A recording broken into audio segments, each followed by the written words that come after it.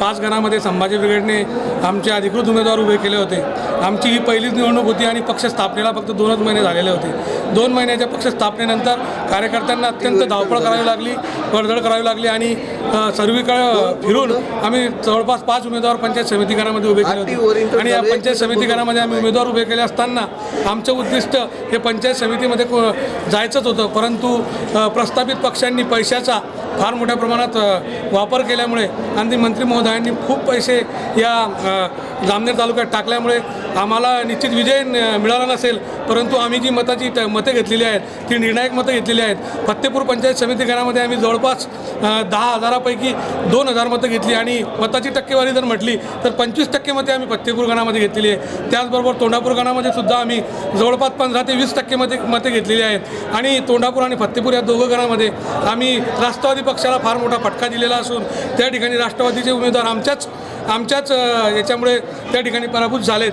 तर पहूर गणामध्ये सुद्धा आमचे जे उमेदवार होते त्यांनी बऱ्यापैकी मतं घेऊन त्या ठिकाणी भाजपासारख्या एका मोठ्या पक्षाला त्या ठिकाणी म्हणजे भाजपासारख्या एका मोठ्या पक्षाला त्याचा फटका बसला आणि तिथे राष्ट्रवादीला फायदा झालेला आहे। त्याचबरोबर बेटावत म्हणून आमचे जे उमेदवार होते त्या उमेदवाराने 500 मतांनी प्रस्थापित भाजपापेक्षा 500 मतं जास्त घेतली। जवळपास 1300पैकी 850 मतं आमच्या उमेदवाराने घेतली। त्याचबरोबर निरीदिगरमध्ये सुद्धा आमच्या उमेदवाराने जवळपास 8% मतं घेतली। एकंदरीत जर आम्ही 5 गणाचा विचार केला तर जवळपास 15,000 मतं होतात।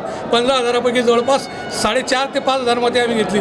याचाच अर्थ आम्ही 35% मतं घेतली। म्हणजे आमच्या मताची टक्केवारी ज्या भागामध्ये आम्ही उमेदवार उभे केले होते त्या भागात आमच्या मताची जर टक्केवारी काढली तर आम्ही जवळपास 35 ते 40% मते घेतलेली आहे। यावरूनच येत्या विधानसभेमध्ये आमचा उमेदवार निश्चित राहणार आहे आणि आमचा उमेदवार निश्चितच येणारी 2019ची विधानसभा जिंकणार एवढंच सांगतो।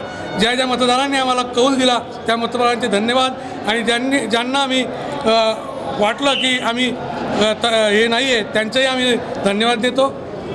धन्यवाद। जय जय।